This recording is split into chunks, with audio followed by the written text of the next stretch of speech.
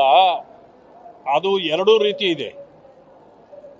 ಈಗ ತೀರ್ಥಯಾತ್ರೆಗಳು ನೀವು ಮಲಿನ ಮಾಡೋದು ಸರಿ ಅಲ್ಲ. ಈಗ ಜನ ಹೋಗಿ ಸೋಪ್ ಹಾಕ್ಲಿಲ್ಲ, ಶಾಂಪು ಹಾಕ್ಲಿಲ್ಲ, ಮುಳುಗಿ ಬಂದಿದ್ದಕ್ಕೆ ಏನ್ ಹೇಳಿದ್ರು? ಅದು ಮುಳುಗಲಿಕ್ಕೆ ಯೋಗ್ಯತೆ ಇಲ್ಲದ ನೀರು ಅಂತಂದ್ರು, ಕಲುಷಿತ ಆಗಿದೆ ಅಂತಂದ್ರು, ಕೆಟ್ಟ ವಿಚಾರ ಕೆಟ್ಟದಾಗಿ ಮಾತಾಡಿದ್ರು. ಆದ್ರೆ ನಾನು ಈಗಲೇ ಹೇಳ್ತೇನೆ, ಎಲ್ಲೂ ಕೂಡ ಮಲಿನ ಆಗಲಿಕ್ಕೆ ಅವಕಾಶ ಕೊಡಬಾರ್ದು, ನಿಜ ಅವಕಾಶ ಆಗಬಾರ್ದು. ಆದ್ರೆ ಈ ತೀರ್ಥಯಾತ್ರೆಗಳು ಅನ್ನೋ ಜಾಗದಲ್ಲಿ ಸೋಪ್ ಆಗಲಿ ಶಾಂಪು ಆಗಲಿ ಉಪಯೋಗಿಸದೇ ಇರೋದೇ ಒಳ್ಳೆಯದು. ಇಲ್ಲ, ಅದು ಎರಡೂ ರೀತಿ ಇದೆ. ಈಗ ತೀರ್ಥಯಾತ್ರೆಗಳು ನೀವು ಮಲಿನ ಮಾಡೋದು ಸರಿ ಅಲ್ಲ.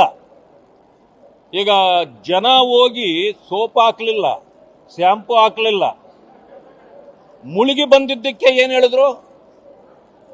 ಅದು ಮುಳುಗಲಿಕ್ಕೆ ಯೋಗ್ಯತೆ ಇಲ್ಲದ ನೀರು ಅಂತಂದ್ರು, ಕಲುಷಿತ ಆಗಿದೆ ಅಂತಂದ್ರು, ಕೆಟ್ಟ ವಿಚಾರ ಕೆಟ್ಟದಾಗಿ ಮಾತಾಡಿದ್ರು. ಆದ್ರೆ ನಾನು ಈಗಲೇ ಹೇಳ್ತೇನೆ, ಎಲ್ಲೂ ಕೂಡ ಮಲಿನ ಆಗಲಿಕ್ಕೆ ಅವಕಾಶ ಕೊಡಬಾರ್ದು, ನಿಜ ಅವಕಾಶ ಆಗಬಾರ್ದು.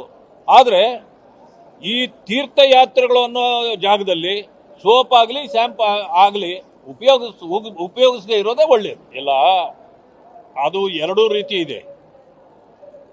ಈಗ ತೀರ್ಥಯಾತ್ರೆಗಳು ನೀವು ಮಲಿನ ಮಾಡೋದು ಸರಿ ಅಲ್ಲ. ಈಗ ಜನ ಹೋಗಿ ಸೋಪ್ ಹಾಕ್ಲಿಲ್ಲ, ಶಾಂಪು ಹಾಕ್ಲಿಲ್ಲ, ಮುಳುಗಿ ಬಂದಿದ್ದಕ್ಕೆ ಏನ್ ಹೇಳಿದ್ರು?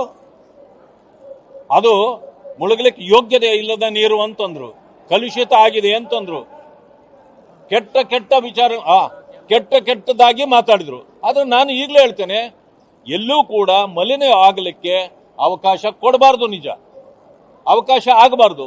ಆದ್ರೆ ಈ ತೀರ್ಥಯಾತ್ರೆಗಳು ಅನ್ನೋ ಜಾಗದಲ್ಲಿ ಸೋಪ್ ಆಗಲಿ ಶಾಂಪು ಆಗಲಿ ಉಪಯೋಗಿಸದೇ ಇರೋದೇ ಒಳ್ಳೆಯದು.